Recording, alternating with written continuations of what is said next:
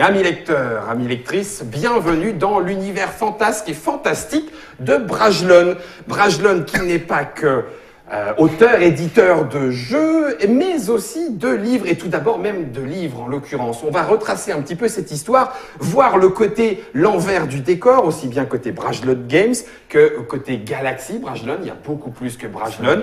Le premier invité pour nous en parler est un petit peu notre papy Brajlon, en l'occurrence, c'est Monsieur Olivier. Salutations Olivier. Bonjour Guillaume. J'aime beaucoup votre barbe. Merci. On dirait mon patron, mais en plus blanc. Je suis son père. En fait. J'aimerais bien voir ça, tiens. Alors, en l'occurrence, Olivier, je dis papy, mais avec toute l'affection dont ce terme peut revêtir. Je le prends avec beaucoup d'humour.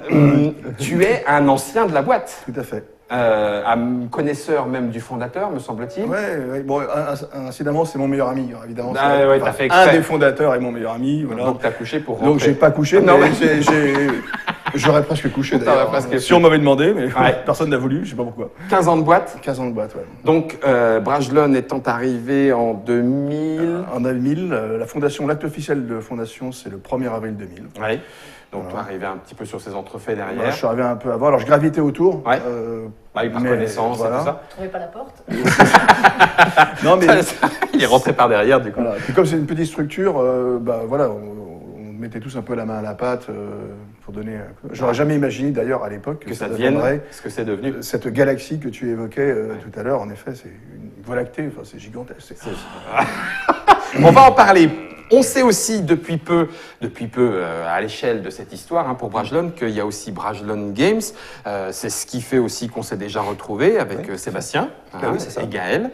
Vous êtes donc côté Brajlon Games pur ou c'est multicasquette aussi, t'es multiclassé et Ah non, aujourd'hui consacré 100% à du temps. 100% effectivement à développer des jeux pour les différents labels du groupe. Donc Brajlon Games qui est le label majoritaire, mais aussi pourquoi pas peut-être Milady qui fait de la littérature féminine, Castelmore qui fait de la jeunesse, vu que avant l'été Olivier Tom Classico est sorti chez Castelmore. Ouais, c'est vrai. Il y a eu il est pas indiqué Brajlon, voilà. Il est Castelmore. Ouais, ok.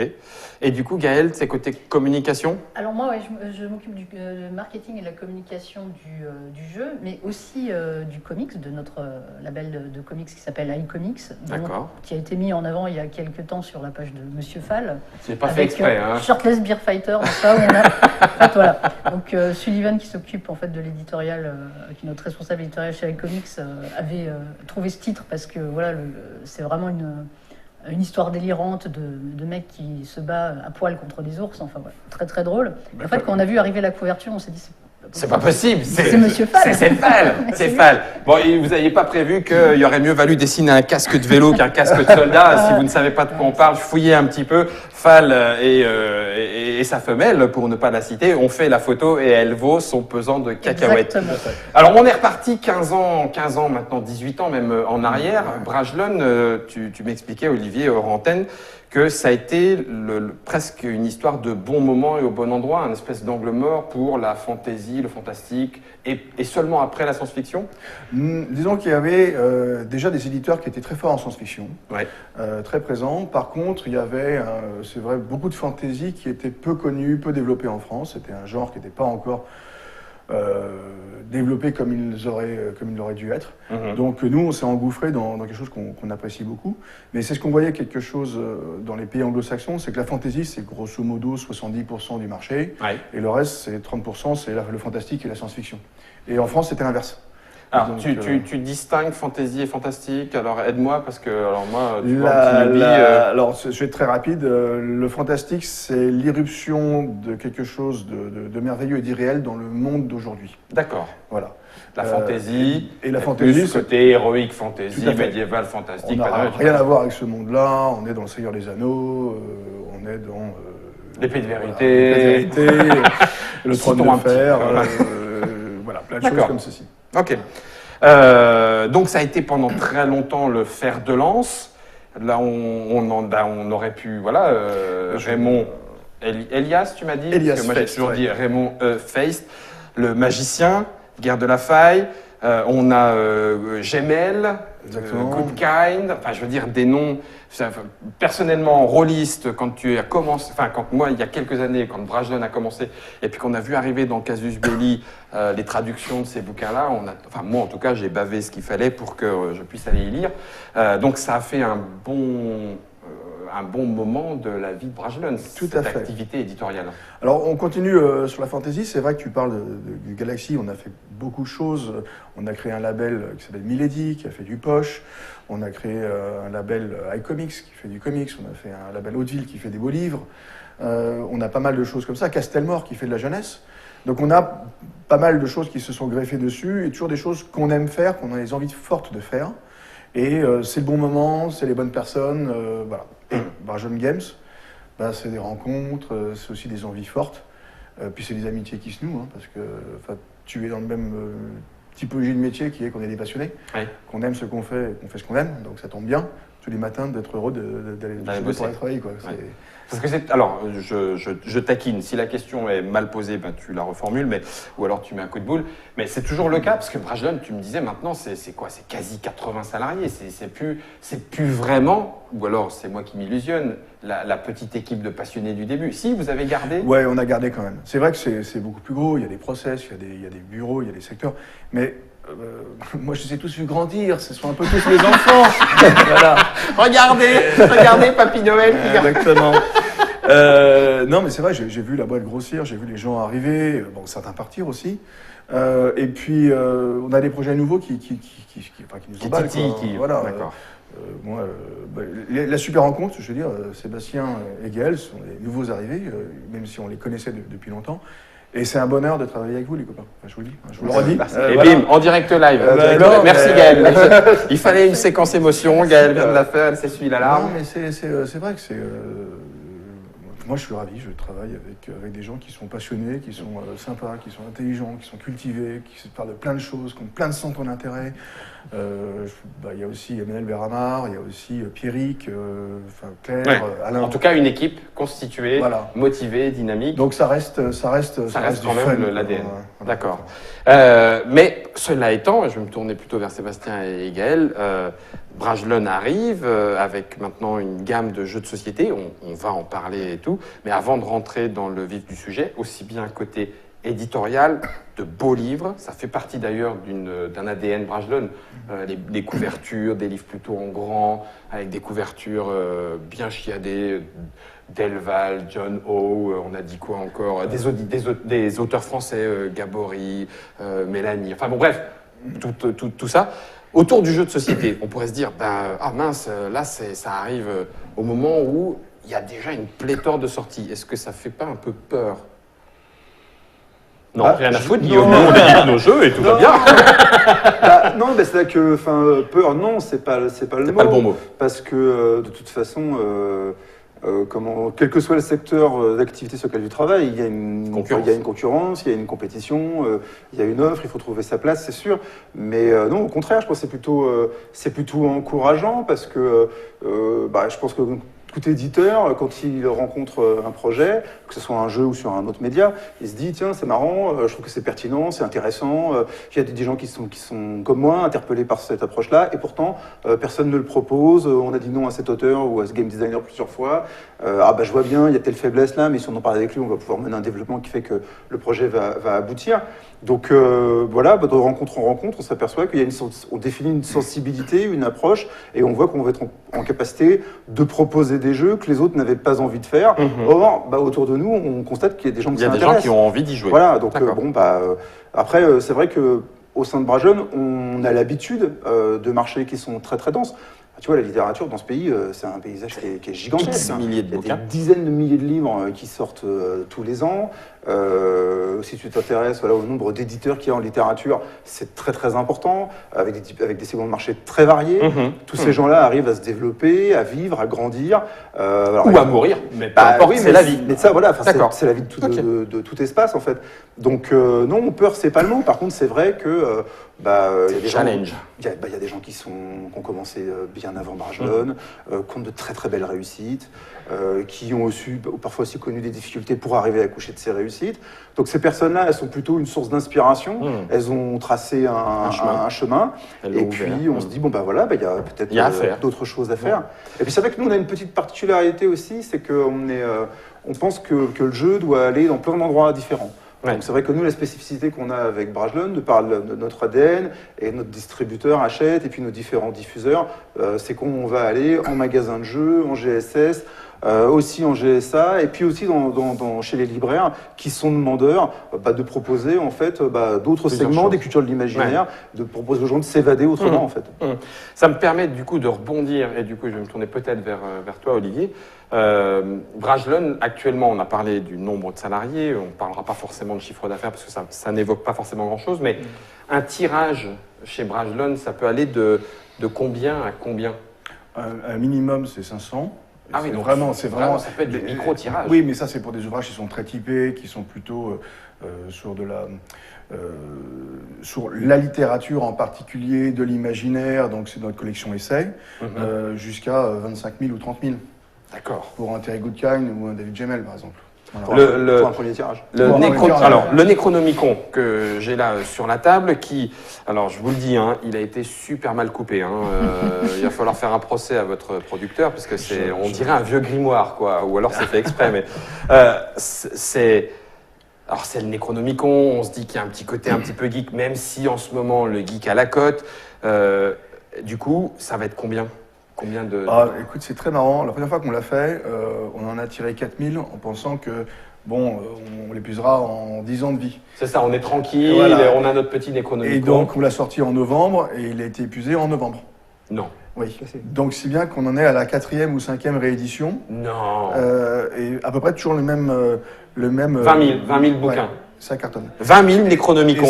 Non mais les gens, c'est pour de faux. Vous n'allez pas lancer des sorts de rituels pour faire venir Nyarlathotep. En vrai, si, ça marche. Sais-tu Merde, ils sont encore plus faux que moi. Quand tu sais qu'il y a potentiellement 20 000 adorateurs du mythe dans ce pays, mais il faut se mobiliser, il faut mener des investigations pour aller combattre. Ouais, je crois que je vais enquêter. Voilà. D'accord. Ça montre la vivacité en fait du lectorat de ce genre. Parce que ça veut dire le geek est très connu et très important, mais plutôt pour le cinéma, pour la série télé. Mais en fait, à la base, c'est surtout le livre que ça vient. Est-ce qu'il y avait la question qui était posée par un de nos internautateurs? Nous sommes actuellement en live. Est-ce que le jeu de rôle, est-ce qu'il y aura un retour? Est-ce qu'il y aura une envie? Est-ce qu'il y a des envies? Parce que vous avez des univers.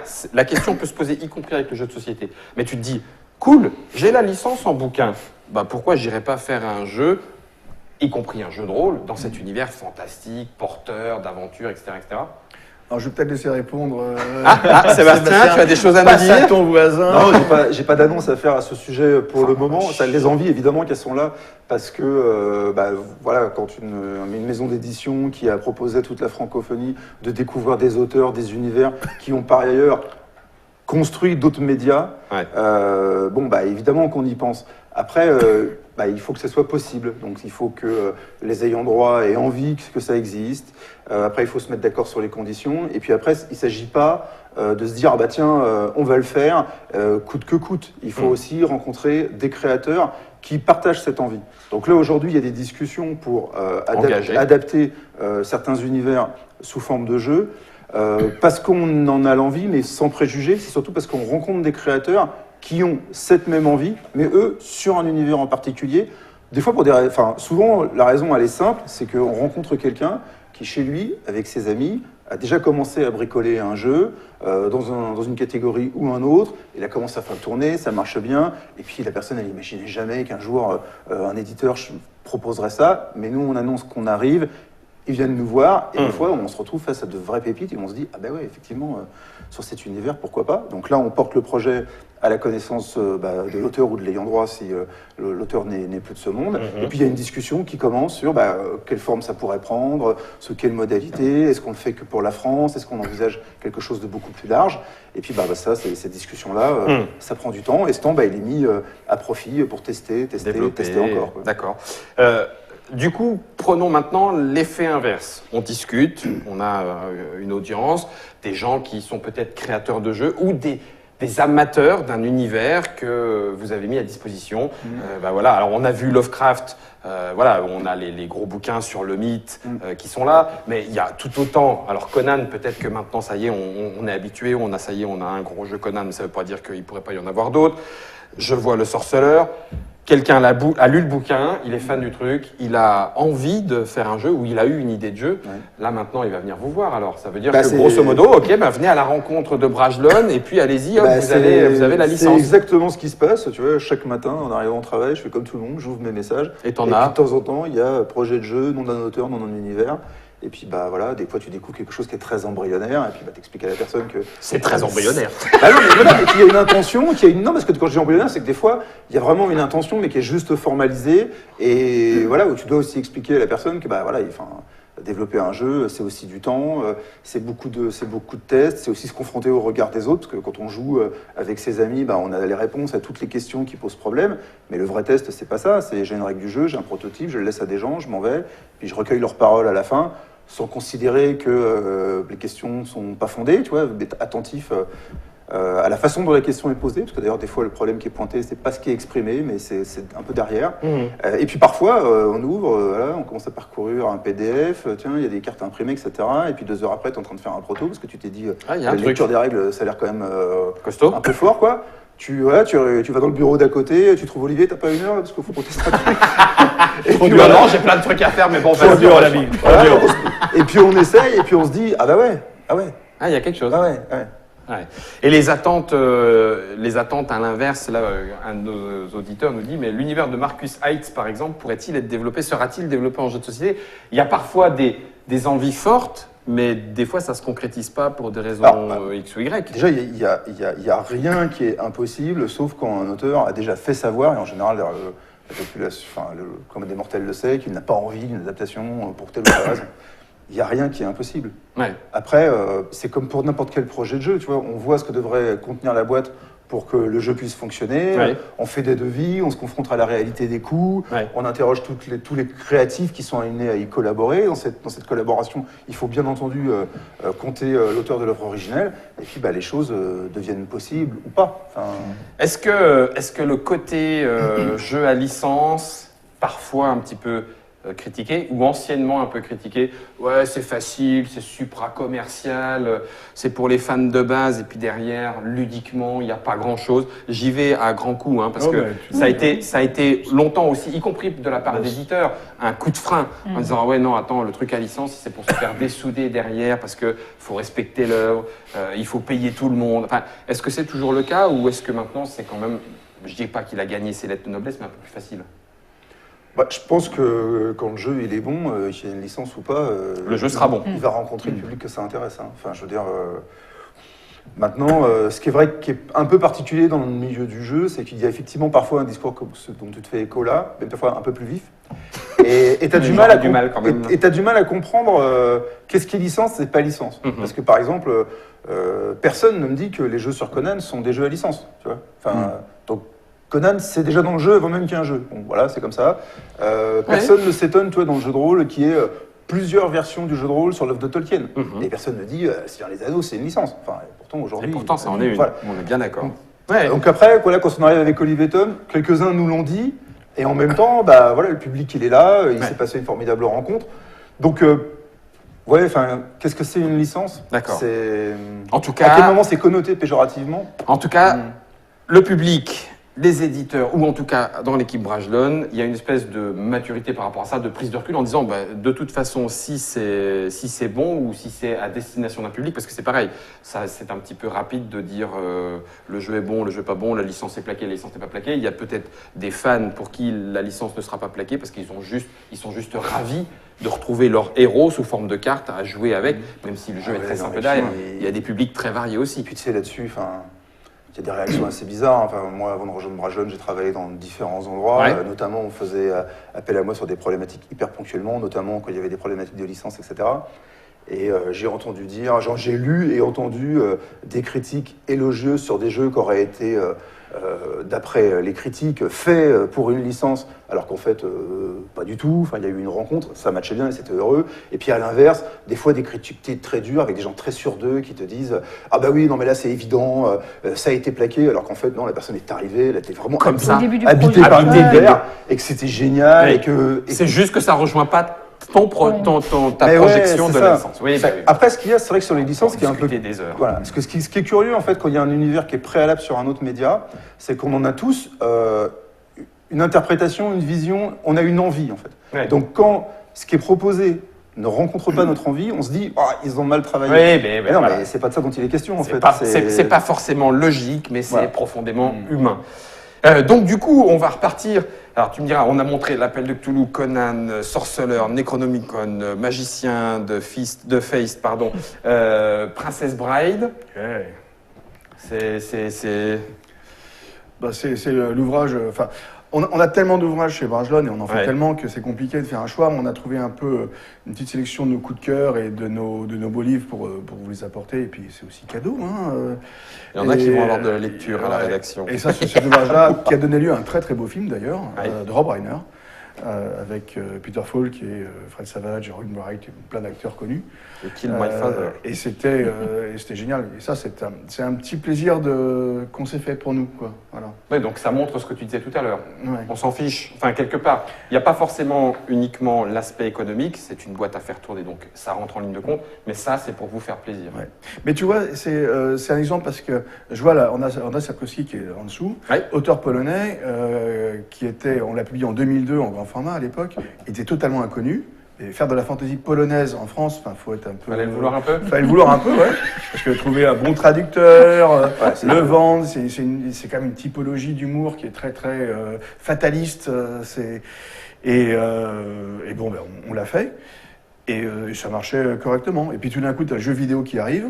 Ouais. Et maintenant, là, le premier tome du Sorceleur, là, le dernier vœu, on est à plus de 100 000 exemplaires vendus. Voilà. Et il y en a 7 en tout. Voilà.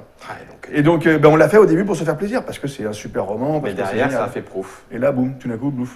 Et tu vois, sur la conversation qu'on vient d'avoir sur les licences, moi j'ai entendu dans un rayon de libraire un mec qui disait oh, maintenant, de toute façon, ils font des produits dérivés sur tout, ils font même des bouquins du sorceleur. Donc sans savoir que l'initiale est et dans le voilà, bouquin. tu vois, Ouais, bah, qu'est-ce que tu veux, c'est tout. Passons un petit peu côté jeux de société. On a déjà parlé de Liv et Tom. Il y en a d'autres qui sont sur la table. En l'occurrence, Nightmarium, La Vallée des Marchands. Alors c'est rigolo parce qu'il y a produit, j'allais dire en interne, développé plutôt en interne, parce que c'est un jeu d'Olivier Caïra, Olivier Tom, et qui est Castlemore, donc dans la galaxie Brajlon. Nightmarium, un auteur russe, voilà. Une localisation. Donc c'est pareil, ça c'est ceux que l'on a fait dans la Trick Track télé, on va parler un petit peu de ceux qui vont arriver aussi, mais c'est pareil, aucun refus. Enfin, la ligne éditoriale pourrait être, comme d'autres maisons d'édition d'ailleurs, faisons-nous plaisir, pas de refus, pas de choses qu'on ne fera pas parce que... Bah, je pense qu'il faut qu'il y ait un univers. Alors aujourd'hui, on a tendance à considérer que dans chaque jeu, il y a un univers parce que c'est très illustré, etc. Moi, je suis pas de cet avis-là. Je pense que dans ces 3 jeux-là, tu vois des personnages et que ce soit parce qu'ils sont issus d'un autre média ou parce qu'il y a une ligne de fleuve sur une carte, ils sont caractérisés, ils existent et même alors que tu es dans le dispositif fonctionnel du jeu, tu as des moments, tu rêvasses, tu regardes les cartes et tu te dis mais ce monde existe en fait. C'est un univers de fantasy qui existe quelque part. C'est là où ça rejoint l'ADN Brajlon, Tout à fait. le conteur d'histoire, l'univers à Ah non, explorer. on s'est bien trouvé. Ouais, je vois ça. C'est vraiment du bonheur. Donc du coup, Nightmarium, Olivier Tom, La Vallée des Marchands, c'est quasiment une actualité en cette année 2018, en Tout à fait, octobre ouais. 2018. Si on va un petit peu plus loin, La Lune Rousse, le roman officiel, est sorti. Alors, Lune Rousse, je crois que si ceux qui suivent bien la Trick Track télé l'ont sûrement vu parce que Philippe fait. Despalières est venu il y a 1 ou 2 mois, il y a quelques temps en fait, pour parler de ses nouveaux projets et a touché déjà quelques mots sur Lune Rousse. Alors, Lune Rousse, en fait, c'est vraiment ce qu'on disait, c'est sur les ponts en fait qui existent entre de toute manière les mondes de l'imaginaire. Voilà. Des histoires, des ambiances, qui se retranscrivent soit en livre, soit en jeu, soit en film, etc.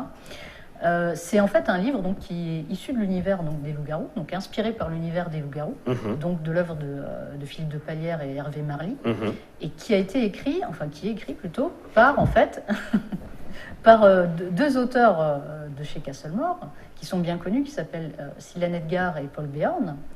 Ils sont bien connus parce qu'en fait, ils sont loin d'être à leur galop d'essai, puisqu'ils ont chacun écrit plusieurs beaux bouquins qui ont bien marché et qui ont déjà une notoriété, et qui ont aussi écrit en fait déjà un roman à quatre mains, c'est ce qu'on appelle à quatre mains. Donc il y a deux auteurs qui travaillent vraiment ensemble, et leur précédent roman ensemble s'appelle 14-14, et c'est un roman qui a gagné plusieurs prix dans la littérature jeunesse.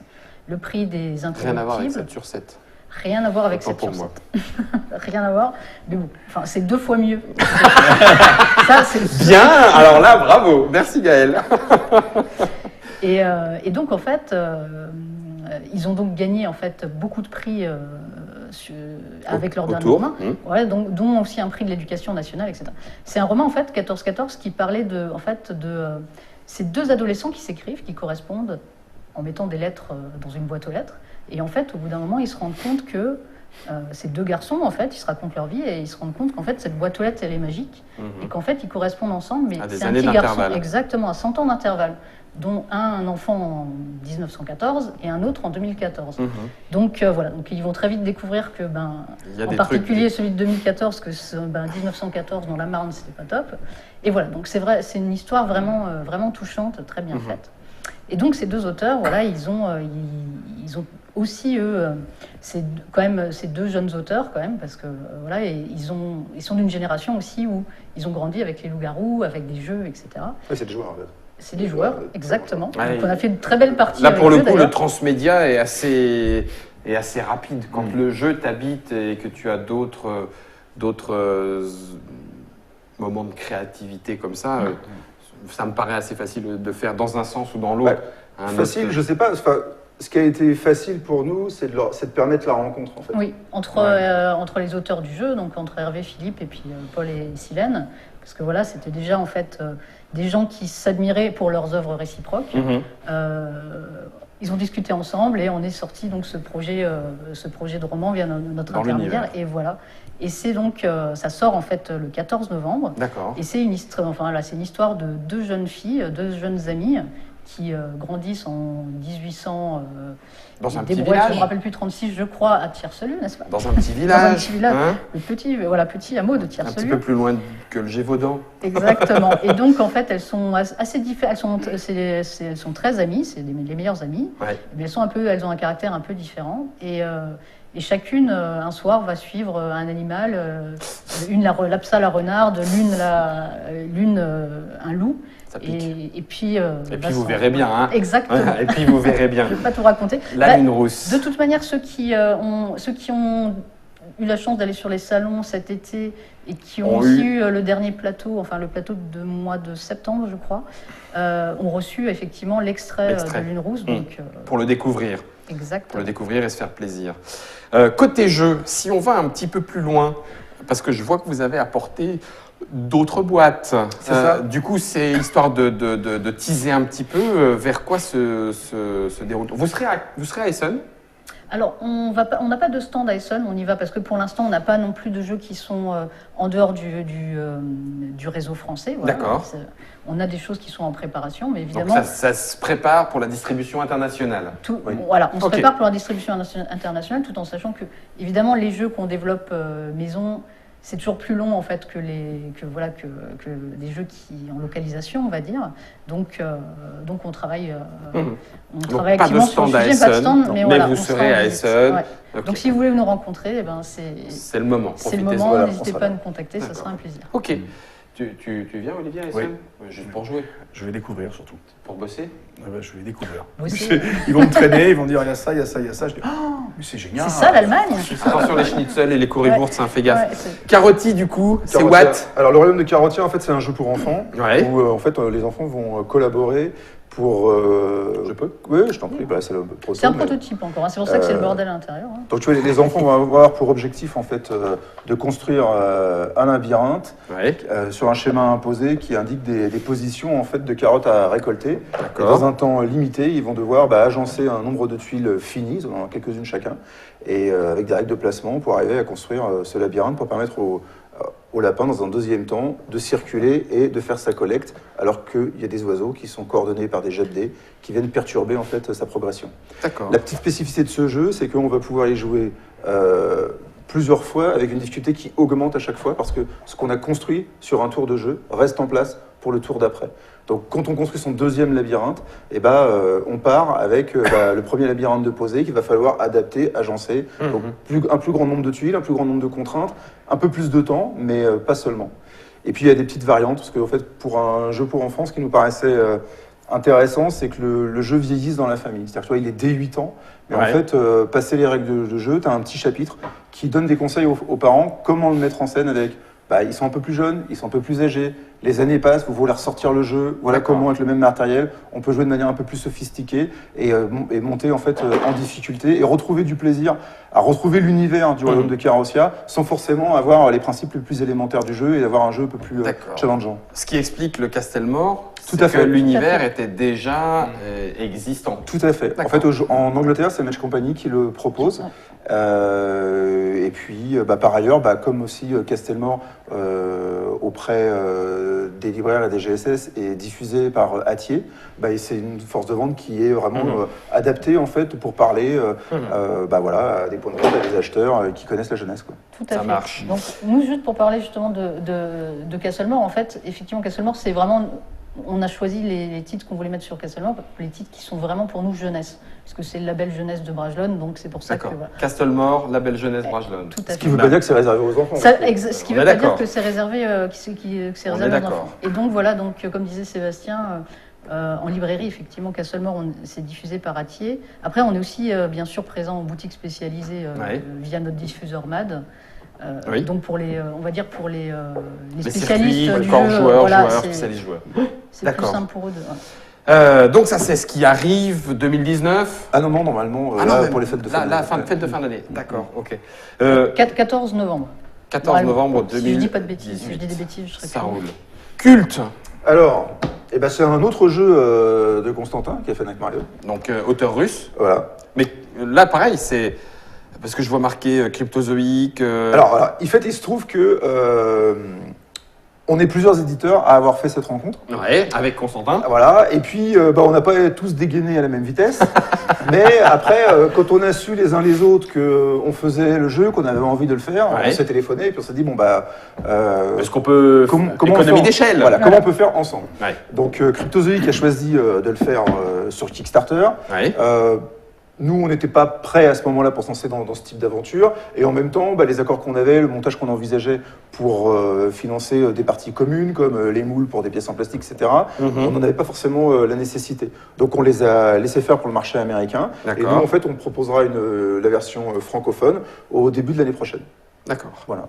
Donc dans ce jeu, en fait, tu vas avoir un plateau qui représente une cité où vivent les adorateurs de certaines divinités très connues parce que ayant jalonné l'histoire de l'humanité, soit parce qu'elles ont été effectivement ancrées dans des panthéons de l'Antiquité, soit parce qu'elles ont fait le sujet de divagation. On retrouve, tu vois, Cthulhu et le mythe. C'est que des gentils, hein, t'as vu, hein. Et voilà. On sent le bon culte, hein. Et la particularité de ces culte. adorateurs, c'est qu'ils ne servent pas forcément les forces du bien et ils se tirent la bourre pour prendre le contrôle de la cité. D'accord. Donc on est sur un jeu de placement d'ouvriers pour activer des pouvoirs qui sont associés à des lieux sur le plateau de jeu pour construire une stratégie afin de l'emporter. Et voilà, comme dans tous ces jeux-là, il faut être très très attentif, il faut être très souple, être en capacité à changer de stratégie en cours de route, de s'adapter. Plutôt gros joueur. Plutôt gros joueur, ouais. Ouais. Plutôt gros joueur. Que te dire? Il y a 3 façons de l'emporter. Ouais. C'est pour ça que je dis capacité à s'adapter. C'est-à-dire qu'il ne faut pas vraiment rester Figé dans sa stratégie. Voilà, des fois, on prend connaissance de son dû, on se dit ah, ok, bah, je vais faire ça comme ça parce que c'est la voie royale. Ouais. Puis on s'aperçoit qu'on n'est pas tout seul. Et bon, voilà, enfin, ça se complique. D'accord. Ok. Donc, voilà. Ça, c'est 2000. Alors 10, ça, c'est 2010, ouais, 2019, premier hein, 2019, ouais. début 2019. Alors c'est encore du prototype, hein, c'est pareil. C'est Ah oui, pour ça d'accord. que c'est. Ouais. C'est du pour work, ça que c'est work in progress. Voilà, le Ouais, bordel d'accord. à l'intérieur de la Bon. boîte. Non, mais je le Non, il n'y a précise que parce comme ça que c'est bien rangé dans une boîte. C'est quand c'est en Non, mais bordel, je comme dans les sacs parce qu'il y a plastiques. vraiment, il y aura vraiment un chouette, Ouais. trait en fait. D'accord. Je sais En fait, plus on le l'a nom en pas. français. On est déçu parce qu'on n'a pas pu le recevoir là Pour la Trick Track un- télé. Ouais. Mais en fait, la boîte, elle contient plusieurs compartiments amovibles. Il y a une partie qui sera là, qui accueillera en fait le matériel transversal nécessaire à tous. Et après, il y a un compartiment par joueur. Pour chaque dieu. Et tu prends ton Ouais, compartiment. évidemment, pour et chaque t'as jeu. déjà Tu tous prends tes ton éléments. compartiment et tu as tout ce qu'il faut. tout est D'accord. prêt. Ouais, ok. Voilà. Ça, c'est pareil, hein, ça fait partie de ces améliorations. On monte en qualité parce qu'il faut proposer, se démarquer toujours un petit peu plus. Ça risque pas de faire un petit pas. Je ne sais pas comment c'est dans le roman, parce que peut-être qu'on ne peut pas innover, aller de plus en plus loin, ou alors il faut donner des cours de nécrologie en même temps qu'on vend le Necronomicon. Mais est-ce que c'est peut-être pas cette fuite en avant dans l'amélioration comme ça, qualitative? On va pas au... Moi, je qualifierais pas ça de fuite en avant. Je pense que aujourd'hui, les éditeurs de jeux, ils sont à un niveau où en fait leur marché il est mature. Donc, ce qui se passe, c'est que les choses sont organisées et tout le monde a compris ses points forts, ses points faibles sur la sélection des jeux, sur la façon de les développer. Maintenant, comme c'est aussi pas seulement des jeux, des activités, des produits culturels, mais c'est aussi donc des produits, la concurrence, elle se joue sur la finition. Tu prends n'importe quel autre secteur où il y a une dimension industrielle ou artisanale, au bout d'un moment, ce qui fait la différence, c'est des petites finitions qui fait que tu apprécies tel ou tel, ou que tu vas choisir sur un marché telle offre plutôt que telle autre, parce qu'elle te correspond mieux. Donc là, dans le jeu, ça va passer par des questions de finition sur des gros jeux de stratégie qui peuvent durer 90 minutes à 2 heures, peut-être même d'ailleurs 2h30 à 3 heures, les premières parties que tu fais, le temps de bien découvrir les règles. Ouais. Si par la façon dont tu agences le matériel à l'intérieur, tu permets aux gens d'avoir une mise en place plus rapide, ça leur demande C'est de l'ergonomie, Voilà. tu gagnes une demi-heure, Je pense que et tu rentres dans le jeu. Tout le monde y gagne en fait. Ouais, Tout le monde y gagne. Je vais revenir un tout petit peu du côté de l'édition, justement. Il y a eu quelques débats, donc là c'est pareil, on va rentrer un petit peu pas dans du lourd, mais du un peu plus lourd. L'industrie du livre et l'industrie du jeu n'ont pas forcément les mêmes TVA. Est-ce que c'est quelque chose qui, d'après vous, va s'harmoniser, entre guillemets? Alors, déjà, Tu laisses en premier lieu et je laisse en premier derrière. Alors déjà, c'est pas en ces termes que la question se pose. Parce qu'en D'accord. fait, aujourd'hui, dans nos pays de l'Union européenne, la TVA, elle n'est pas associée à un type d'activité. Elle est associée à un type de produit. Le produit. Donc aujourd'hui, il y a un certain nombre de productions qui bénéficient d'une TVA préférentielle, et puis d'autres qui sont TVA par défaut, qui est de 20%. Il se trouve que la définition fiscale du livre, c'est que c'est une œuvre de l'esprit proposée par un contenu de texte ou illustré sur un support imprimé ou non. Ah ouais, carrément. Voilà. Ah, même pas forcément imprimé. Ça, c'est la définition fiscale. Donc là, c'est imprimé, fait de beaux rêves Cthulhu. Voilà. Et tu vois, c'est pas du papier livre. en fait. Non, c'est pas du papier, c'est du très gros carton. Comme Voilà. ça, les enfants, ils peuvent même manger Cthulhu s'ils veulent. Donc maintenant, après, il se trouve qu'il y a eu un certain nombre de produits où il y a des questions qui se posent. Oui. Le jeu de rôle. Le jeu de rôle, ça s'est posé il y a quelques Tout à années. fait. Tout à fait. Le jeu de rôle, c'est un bouquin, c'est un jeu. Où Voilà, est-ce qu'on donc- le range? Donc après, il y a des petites particularités, c'est-à-dire que par exemple, à partir du moment où la majorité de la pagination d'un ouvrage, c'est une notice, et ça peut pas être un livre. Donc quand une notice dit règle de jeu, donc tu vois, ça serait aujourd'hui, quelqu'un republierait Rollmaster, vraisemblablement, il serait taxé à 20%, parce que l'intégralité du texte, c'est de la une règle de notice. jeu. Il n'y a pas d'univers, il n'y a pas de proposition créative. Quand tu lis le manuel des joueurs de Donjons et Dragons, c'est pas une notice parce que à tout moment, en fait, chaque élément de règle, il est contextualisé par rapport à un univers, à un monde. Les archétypes, les races que tu peux jouer, elles sont détaillées, elles sont présentées et Et t'as un voyage. Et ensuite, tu as une part illustrative dans le contenu qui fait que, bah voilà, on peut pas dire que c'est une notice, en fait. Ouais. Maintenant, il y a eu des situations un peu délicates. On sait, par exemple, aujourd'hui, que si dans un produit où il y a un livret, et même, tu vois, si c'est pas un contenu de jeu, Ouais. même si c'est juste des récits, une présentation d'univers, du dessin, etc., mais que tu introduis une planche de pions à prédécouper, c'est pas un livre. Ah ouais. C'est-à-dire que si tu dis, tiens, bah, je fais une édition d'un roman, et puis que dans le roman, on nous dit, les gens Tiens, manipulent oui. des pièces un peu rigolotes, où ils ont Donc, des... faites-le vous-même Tu vois, aussi. faites-le vous-même, on va vous mettre un punchboard pour que vous ayez Ouais. en termes de goodies, bah, en fait, c'est pas un livre. Ouais. Tu referais le jeu, je sais plus, je l'ai, mais c'est pas le bon, c'est l'Assassin Royal, mais enfin bon, peu importe. Dans un roman, l'épée de vérité, il y aurait un jeu pour se focuser l'esprit, pour amener le pouvoir à sortir. Tu mettrais le jeu en encart à l'intérieur du bouquin juste pour le découvrir. Tu transformes ton livre en jeu. Alors, après, ce qu'il y a, c'est que tu peux aussi recourir à une TVA multiple.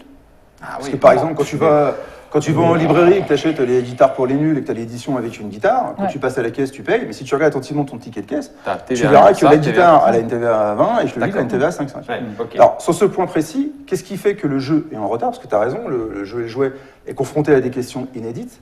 Pourquoi elles arrivent maintenant alors que ce problème est là depuis toujours, finalement? Enfin, tout à fait. Depuis que Jack Lang a posé un certain nombre de réglementations sur le livre au début des années 80, cette situation, elle existe. Elle existe parce que depuis le 1er janvier, la France s'est mise en conformité sur une directive européenne et aujourd'hui, en fait, tous les points de vente, ils doivent être en capacité de gérer la TVA multiple. Ce qui n'était pas le cas D'accord. auparavant. Ouais. Donc maintenant que cette disposition, elle existe et que c'est possible de le faire, eh ben évidemment qu'on se pose Tac, tous tac, tac. la question. Ah oui. Où est-ce qu'on range? Où est-ce qu'on range Rise of Cthulhu? Puisque j'ai vu qu'il en restait un encore.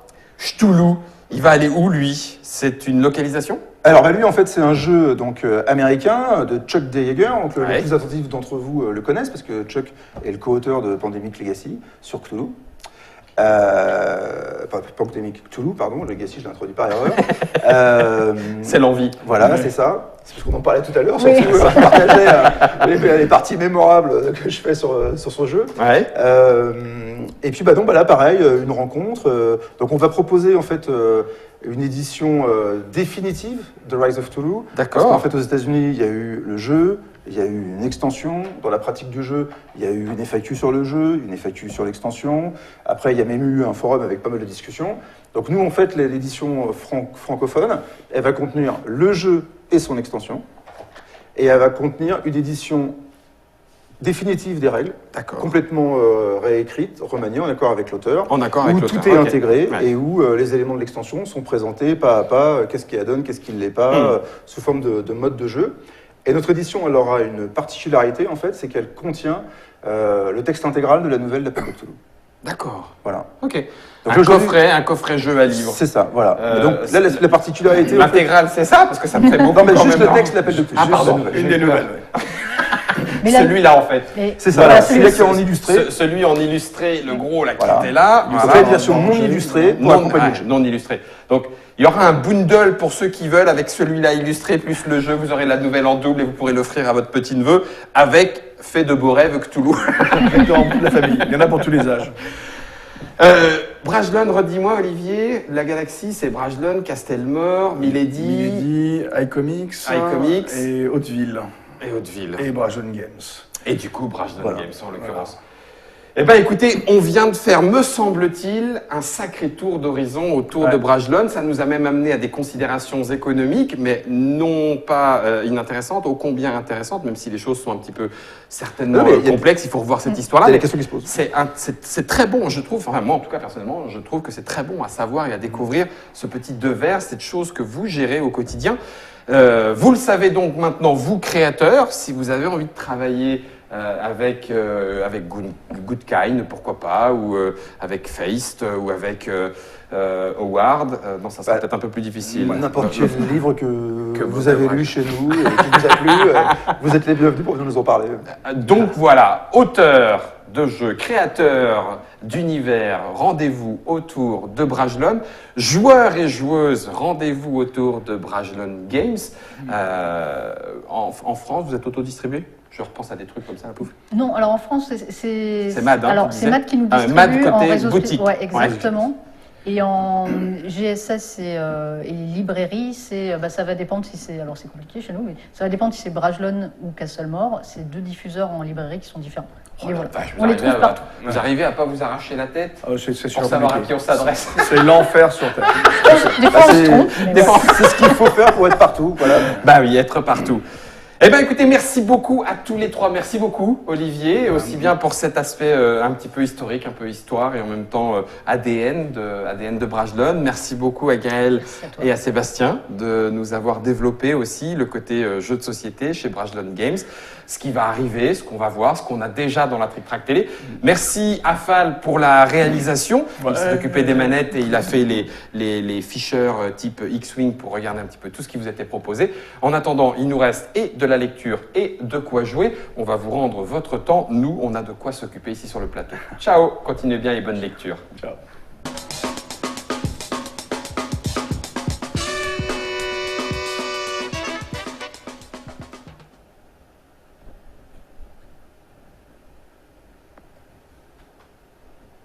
C'est combien de temps ?